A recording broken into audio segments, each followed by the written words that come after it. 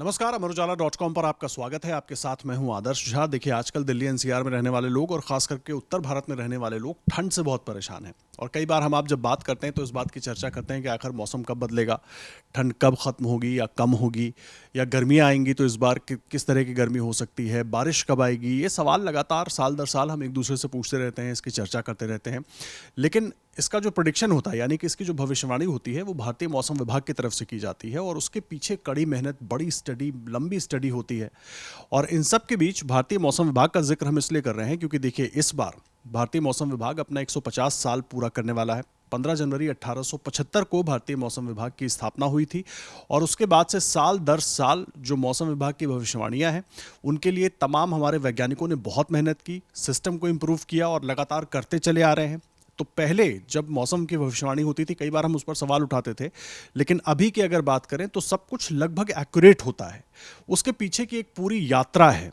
उस यात्रा को समझने के लिए, और क्योंकि अब मौसम विभाग के, भारतीय मौसम विभाग के 150 साल होने वाले हैं, किस तरीके का सेलिब्रेशन होगा, क्या तैयारी है भारतीय मौसम विभाग को और मजबूत और स्ट्रांग और ज्यादा एक्यूरेट करने की, ये सब समझने के लिए इस वक्त हम मौजूद हैं मौसम विभाग के दफ्तर में। हमारे साथ भारतीय मौसम विभाग के महानिदेशक डॉक्टर मृत्युंजय महापात्रा जी मौजूद हैं। बहुत स्वागत है सर आपका अमर उजाला।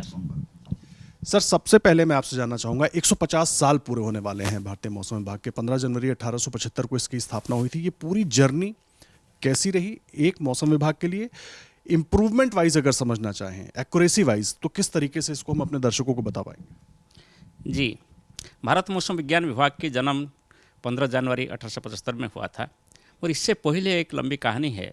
जब 1857 में पूरी कंट्री में एक फास्ट वार ऑफ इंडिपेंडेंस चल रहा था, जिसको हम सिपाही म्यूटिनी बोलते हैं, तब कलकत्ता में एक कोने में एशियाटिक सोसाइटी ऑफ बंगाल ये सोच रहे थे कि कैसे जो लोग मृत्यु हो रहा है डिजास्टर्स के लिए, इसको कैसे कम किया जा सके। इसलिए वो लोग सोचे कि एक मीटरोलॉजिकल कमेटी होना चाहिए। सो एशियाटिक सोसाइटी ऑफ बंगाल की तरफ से 1857 में एक प्रपोजल गया देन ब्रिटिश गवर्नमेंट को कि भारत में एक मौसम का कमेटी बनाया जाए। मगर इसके ऊपर कोई पदक्षेप नहीं लिया गया। इसको एशियाटिक सोसाइटी ऑफ बंगाल रिटरेट करते रहा 1860 में, 1862 में। फाइनली 1862 में एशियाटिक सोसाइटी ऑफ बंगाल ने बताया कि आप कोई पदक्षेप नहीं लेंगे तो जो से साइक्लोन में लाखों लोगों का डेथ हो रहा है, ऐसे ही डेथ भविष्य में होगा। इसके ऊपर जो पूर्वानुमान किया गया था, ऐसे ही सच हो गया कि 1864 में एक मासिव साइक्लोन आया जिसमें 80,000 लोग वेस्ट बंगाल कलकत्ता में मर गए। इसको फॉलोअप करते हुए आंध्र प्रदेश में मछलीपट्टनम के पास एक साइक्लोन आया जिसमें 40,000 लोग मर गए। सो ये सभी घटना कंपेल कर दिया देन ब्रिटिश गवर्नमेंट को कि एक मीटरोलॉजिकल कमेटी के बारे में सोचे और फोरकास्ट वार्निंग के बारे में सोचे। और पहला पोर्ट वार्निंग शुरू हो गया 1865 में कलकत्ता पोर्ट के लिए। इसके बाद फिर 1866-67 आप याद करेंगे, तब फेमिन सिचुएशन आ गया। जैसे कि स्पेशल ईस्टर्न इंडिया में बहुत सारे लोग मर गए, माल न्यूट्रिशन हुआ, डिजीजेस आ गया। फिर 1871 में भी ऐसे मानसून फेलियर के लिए ऐसे हुआ। सो ये जो दो घटना हुई, मानसून का फेलियर, फेमिन जैसे सिचुएशन और साइक्लोन, इसको लेकर फाइनली 1875 में भारत मौसम विज्ञान विभाग डेवलप हुआ है। इसके बाद भारत मौसम विज्ञान विभाग बहुत सारे फेजेस में गति किए हैं। जैसे पहले तो नेसेंट फेज था, जैसे 1870 में शुरू होकर के 1890 तक ये लक्ष्य रहा। तब जो देन डीजी थे, डीजी नहीं बोला गया था तब, इसको मीटरोलॉजिकल रिपोर्टर बोल रहे थे, इंपीरियल मीटरोलॉजिकल रिपोर्टर एच.एन. ब्रानफोर्ड थे। उन्होंने ये पदक्षेप लिया कि कैसे जितना भी ऑब्जर्वेटरी है इंडिया के अंदर, सभी के डाटा इकट्ठा हो जाए, सभी का ऑब्जर्वेशन स्टैंडर्डाइज हो, सभी का इंस्ट्रूमेंट्स कैलिब्रेटेड हो और सभी एक ही टाइम पर ऑब्जर्वेशन ले, सो दैट हम इसको एनालिसिस करके एक निर्णय में पहुँचे कि कहाँ वेदर सिस्टम है और इसका क्या इम्पैक्ट है, और इसका जो विवरण है इसको गवर्नमेंट को दिया जाए, जैसे कोई एक्शन लिया जाए। ये शुरुआत हुआ। धीरे धीरे नंबर ऑफ वेदर सिस्टम्स भी बढ़ा कंट्री में। इसके बाद 1891 से शुरू करके 1946 ये जो पीरियड रहा, प्री इंडिपेंडेंस पीरियड, तब क्या देखा गया कि दो वर्ल्ड वॉर आया। World war 1 1914-1919, world war 2 1939 to 1945। ये दो वर्ल्ड में जब एयरक्राफ्ट मूव कर रहे थे तब देखा कि वो सब वेदर ने प्रभावित हो रहा है। इसलिए पूरी दुनिया में पदक्षेप लिया गया और भारतवर्ष में पदक्षेप लिया गया कैसे हम जो एटमॉस्फेयर का ऑब्जर्वेशन लेना चाहिए सिर्फ सरफेस ऑब्जर्वेशन लेने से नहीं होगा। सो इसमें 1920s 30s 40s में हमारा अपर एयर ऑब्जर्वेशंस पायलट बैलून के साथ रेडियो सन रेडियो विंड इंस्ट्रूमेंट के साथ लिया गया, जैसे कि एक एटमॉस्फेयर का 3 डायमेंशनल स्ट्रक्चर शेप हमको पता चला। इसमें हमारा जो पूर्वानुमान शुरू हुआ था अराउंड 1890s पूर्वानुमान शुरू हुआ था, इसमें थोड़ा सटीकता और बढ़ा, मगर पूर्वानुमान सिर्फ 24 आवर्स तक रहा। देन आफ्टर इंडिपेंडेंस भारत में बहुत सारे नए नए पदक्षेप लिया गया। एक सबसे बड़ा ब्रेक थ्रू आया आफ्टर इंडिपेंडेंस कि भारत में रडार टेक्नोलॉजी आया। 1954 में पहला रडार लगाया गया दमदम में, 1958 में सफदरजंग में लगाया। इसमें विंड फाइंडिंग और स्टॉर्म डिटेक्शन हुआ और इंडिजिनस डेवलपमेंट करने के लिए भी सोचे। तब जो हमारे डीजी वगैरह थे तब इसको कोशिश करके जो वार का रेमनेंट्स था रडार से, उसको एक रडार इंडिजिनस डेवलप किया गया जो कि दिल्ली में लगाया गया था। इसके बाद फिर सैटेलाइट एरा आ गया 1960s। टाइरस 1 सैटेलाइट लॉन्च किया गया यूएसए में अप्रैल 1960 में, और इसका एक रिसीवर इंडिया को उन्होंने दिए थे और हम कोलाब ऑफिस में लगाए थे 1963 में। सो 1964 से regular real time satellite based cloud image हमको मिला, मगर ये पोलर ऑर्बिटिंग सैटेलाइट था। जब पासेस हो रहा था तो मिल रहा था, जब पासेस नहीं हो रहा था तो नहीं मिल रहा था। इसमें हमको ये फ़ायदा हुआ कि जो हमारा जैसे भारतवर्ष है, इसमें नॉर्थ में हिमालय है, साउथ में इंडियन सी है, ईस्ट में बे ऑफ बंगाल, वेस्ट में अरेबियन सी, जो बहुत डाटा स्पर्स एरिया है।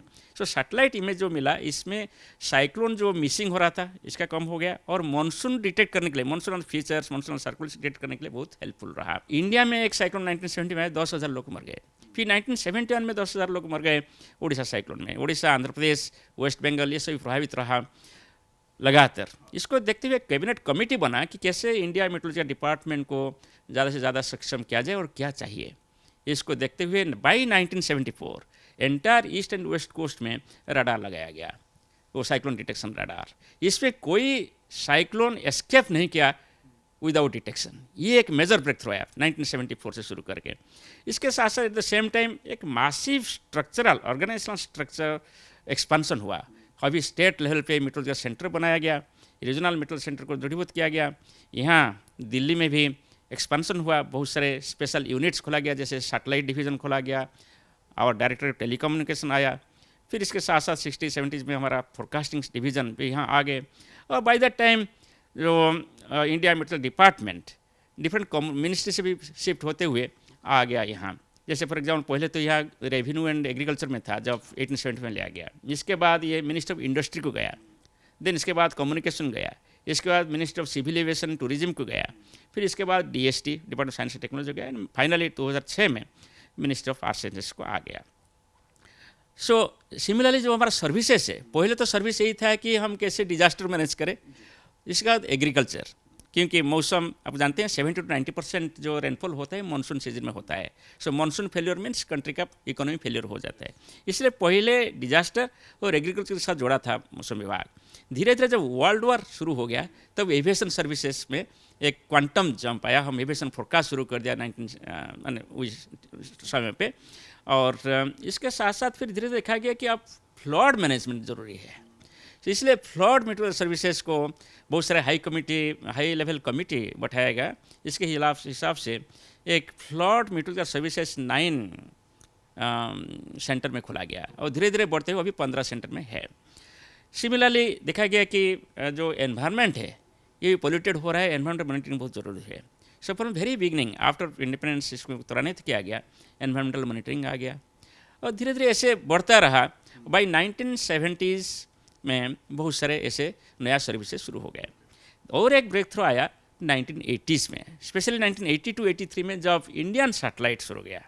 इंडियन सैटेलाइट 83 में शुरू गया, बट 1984 से इसका रेगुलर ऑपरेशनलाइजेशन हुआ। जैसे आवरली पिक्चर हमको अवेलेबल हुआ पूरा भारतवर्ष के ऊपर। पहले तो सैटेलाइट पिक्चर था, जैसे मैं बताया कि जियो स्टेशनरी सैटेलाइट आ गया था 1974 में, मगर इसमें क्या है कि हमारा सैटेलाइट हमारा रीजन के ऊपर है, हमारा बहुत सारे नया ऑब्जर्वेशनल प्रोडक्ट्स डेवलप हो गया। जैसे विंड प्रोडक्ट हम डेवलप किए, सी सरफेस टेम्परेचर डेवलप किए, सी सरफेस विंड धीरे धीरे डेवलप हुआ। ऐसे बहुत सारे सुविधा हो गया जब इसरो के जरिए हमारा न्यू सैटेलाइट्स इनसैट सीरीज शुरू हो गया 1984 से। बहुत सारे ऐसे साइंटिफिक इनोवेशन आया इन लास्ट 150 ईयर्स, इसको फॉलो करते हुए फिर देखो इंडियन ओशन डाइपोल जो बोलते हैं हम, ये इंडियन साइंटिस्ट ने लाया।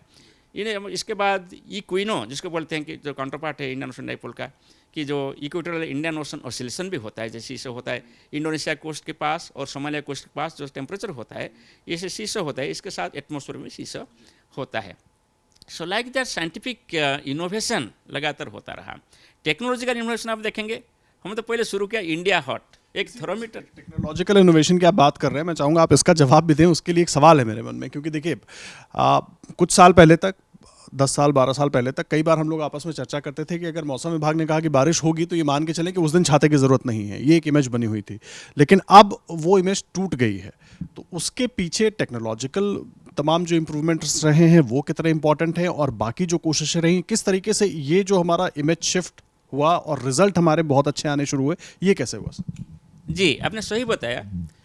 एक ऑर्गेनाइजेशन का जो उपलब्धियां हैं, जैसे भारत मौसम विज्ञान विभाग का, इसका श्रेय ह्यूमन इंटेलिजेंस को तो जाता ही है। इसके साथ साथ जो साइंस एंड टेक्नोलॉजी इंटरवेंशन रहा टाइम टू टाइम, जैसे हमने बताया कि पहले पोलार मेट्रोलॉजी मैंने पोलार सैटेलाइट्स आया, इसके बाद जियो स्टेशनरी सैटेलाइट आया 1960 1974, इंडियन सैटेलाइट आया 1983।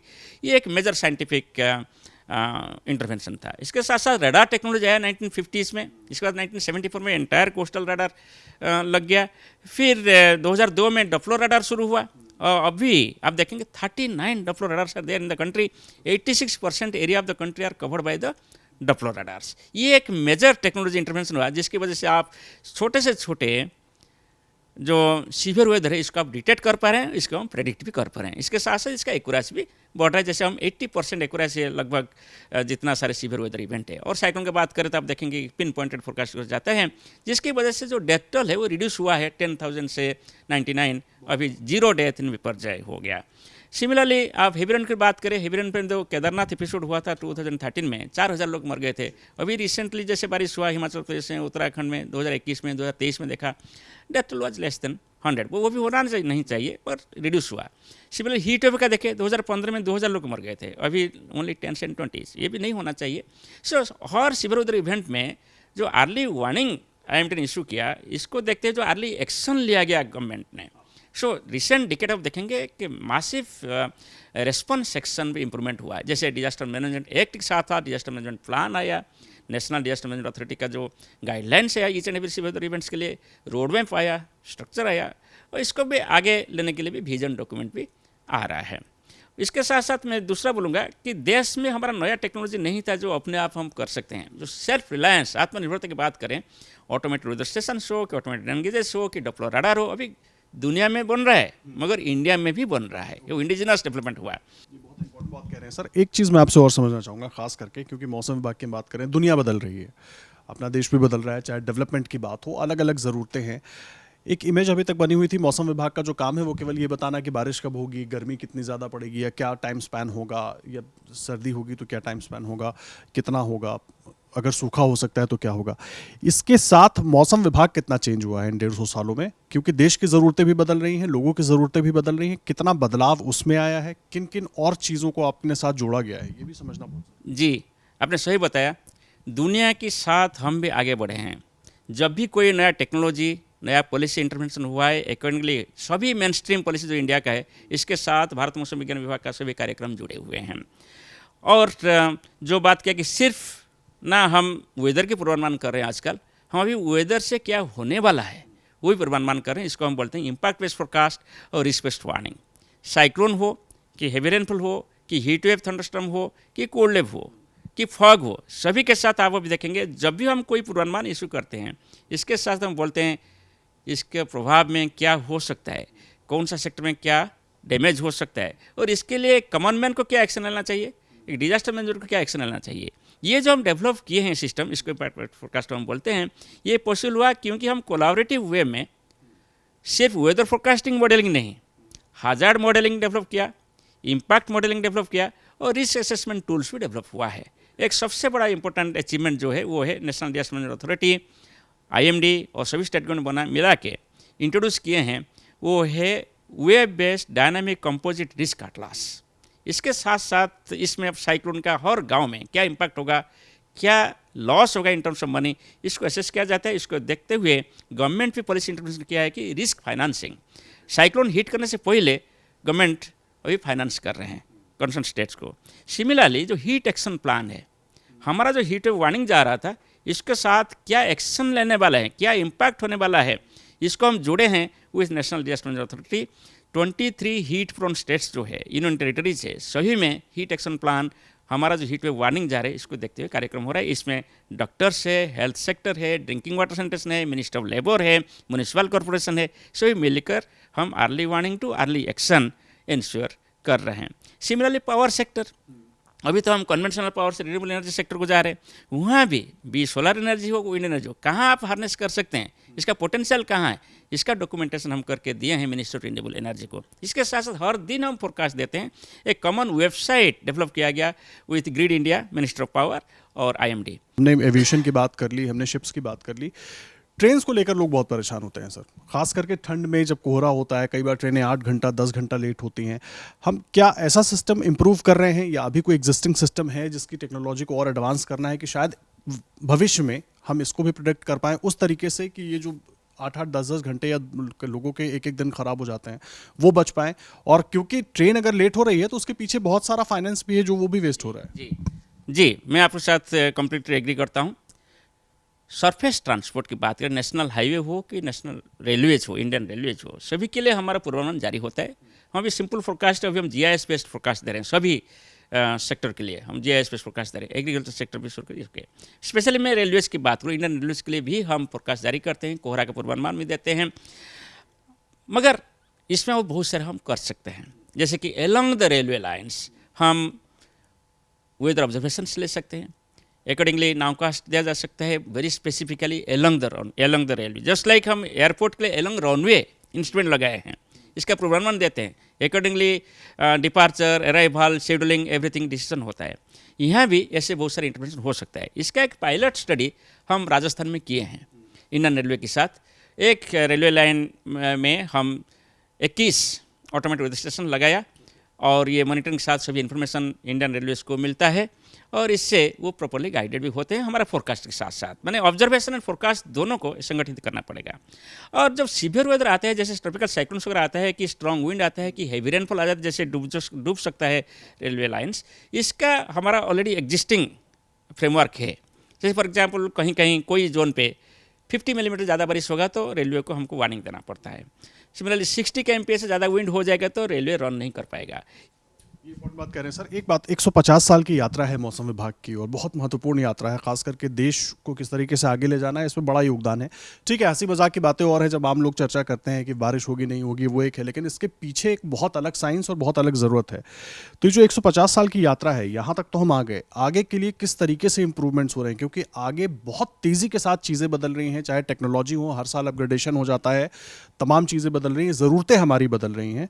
अभी हम कुछ मोड्स ऑफ ट्रांसपोर्ट पर निर्भर हैं, भविष्य में कुछ और अलग तरह की चीज़ें भी देखने को हमको मिल सकती हैं। तो तमाम चीज़ों के हिसाब से अगर देखें तो किस तरीके से IMD अपने आप को गियर अप कर रहा है? जैसे हमारे ऑनरेबल प्राइम मिनिस्टर भी बोलते हैं और high level policy guidelines develop होता है, हम अमृत काल में अभी यात्रा कर रहे हैं। सो नेक्स्ट 25 ईयर्स को देखें, विजन 2047 का देखें, भारत मौसम विज्ञान विभाग भी इसका विजन डेवलप किए हैं। जैसे आप अभी देख रहे हैं, शायद ऐसे टाइम आएगा भाई 2047 कोई फोरकास्टर नहीं होंगे, फोरकास्ट कम्प्लीटली ऑटोमेटेड हो जाएगा और फोरकास्टर सिर्फ इंटरप्रेट करेंगे, लोगों को हेल्प करेंगे क्या एक्शन लेना है। एक्शन भी ऐसे एक्सेलरेटेड हो जाएगा, ऑटोमेटिक एक्शंस लेने के लिए लोग भी शक्तिशाली माने स्ट्रेंथन हो जाएंगे। और दूसरा ये होगा, शायद हर घर में मौसम पहुंचेगा, हर घर में जो भी एक्टिविटी होता है वो मौसम द्वारा प्रभावित होता है। इसको देखते हुए एक्शन क्या लेना है, क्या लेने वाले हैं, इसके बारे में जानकारी डेवलप हो जाएगा। जिसको हम बोलते हैं हर मौसम हर घर मौसम। इसके ऊपर हम काम कर रहे हैं। अभी तो हम जानकारी ऐसे ही देंगे कि कोई भी पर्सन कहाँ भी हो, वहाँ वो हमारा मोबाइल ऐप में क्लिक करे, वो एरिया में, वो पोजीशन में उनको उपलब्ध होगा क्या वेदर था और क्या वेदर होने वाला है कुछ घंटे में और अगले 7 दिन में। मगर इसका एक्यूरेसी और बढ़ता रहेगा। जैसे मैं बताया कि ईच हाउस होल्ड लेवल पे, जैसे अभी आप देख रहे हैं कि हमारा जो ऑब्जर्वेशनल सिस्टम है वो रिप्रेजेंटेटिव डिस्ट्रिक्ट लेवल से शुरू करके सब डिस्ट्रिक्ट लेवल तक है। मगर हमको block level, panchayat level, village level पर जाना है। By 2047 you village level, every house hold में है one observatory at that time. इसके साथ साथ जो रडार कंप्लीट कवरेज नहीं है, इसका भी कवरेज बढ़ेगा और रिडंडेंसी भी रहेगा। और सिटी एरियाज, हिली एरियाज, ज़्यादा प्रोन एरियाज में मल्टीपल नंबर्स ऑफ रडार्स भी लगना चाहिए, वो लग रहा है। अभी हम जैसे प्लान कर रहे हैं, अभी हमारा 39 रडार है, अगले 5 साल में शायद 86 रडार तक हम पहुँचेंगे।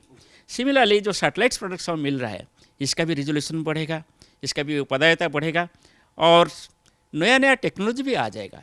जैसे आप अभी टेक्नोलॉजी देख रहे हैं, सिंपली ऑटोमोटिव नया टेक्नोलॉजी, ड्रोन आ जाएगा, एयरक्राफ्ट रिकॉग्निशंस आ जाएगा, विंड प्रोपेलर्स आ जाएगा, माइक्रो रेडियोमीटर आ जाएगा बहुत संख्या में।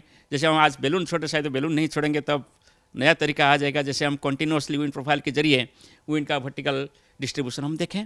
तो ये सभी आने वाले टेक्नोलॉजी है। इसके साथ साथ जो मॉडलिंग हम कर रहे हैं, ऑलरेडी तो आर्टिफिशियल इंटेलिजेंस, मशीन लर्निंग मैंने आगे बढ़ रहा है। ये ज़माना आएगा जबकि ये दोनों मिलकर काम करेंगे, माने they will complement to each other, numerical modelling system और आर्टिफिशियल इंटेलिजेंस। ऑब्जेक्टिव यही होगा कैसे हम डाटा को लेकर वैल्यू में कन्वर्ट करें और ईच एंड एवरी पर्सन का रिक्वायरमेंट को हम मीट करें। इंफ्रास्ट्रक्चर चाहिए इस डेवलपमेंट के लिए, ये जो आपका ये महत्वपूर्ण प्लान आपने 2047 का बताया है और उसमें धीरे धीरे हर साल कुछ ना कुछ इंप्रूव होता रहेगा। तो वो इंफ्रास्ट्रक्चर, वो मैन पावर, वो मेथोडोलॉजी, ये सब डेवलप करने के लिए सरकार की तरफ से उस तरह का सहयोग मिल रहा है? सरकार आत्मनिर्भर भारत की भी बात कर रही है, आपने भी उसका जिक्र किया था। किस तरीके से योगदान गवर्नमेंट ऑफ इंडिया का है इसमें? गवर्नमेंट ऑफ इंडिया का कंप्लीट सहयोग है। जैसे आप देखेंगे लास्ट 10 years में देयर हैव बीन माने it has been very high rate of development in weather and climate services in last 10 years. So ये पॉसिबल हुआ इसीलिए कि गवर्नमेंट के सपोर्ट से हम हमारा ऑब्जर्वेशन सिस्टम्स को ऑलमोस्ट द्विगुणित और बहुगुणित कर दिया। हमारा मॉडलिंग सिस्टम भी अच्छा से डेवलप हो गया for each and every sector and seamless forecast system from seasonal forecast to forecast at each block level, district level, etcetera and everything. So ये सब पॉसिबल हुआ क्योंकि there was intervention by the government, there was funding by the government for the new tools and new technology and also there is human capacity development through training etcetera.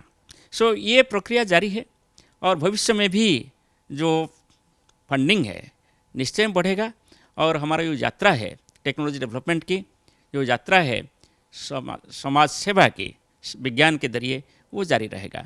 ये एक ऐसे science है जैसे मीटोलॉजी जो समाज के साथ सीधे जुड़े हुए हैं। सो इसका 1 रुपया आप खर्चा करेंगे तो 50 रुपया रिटर्न आता है।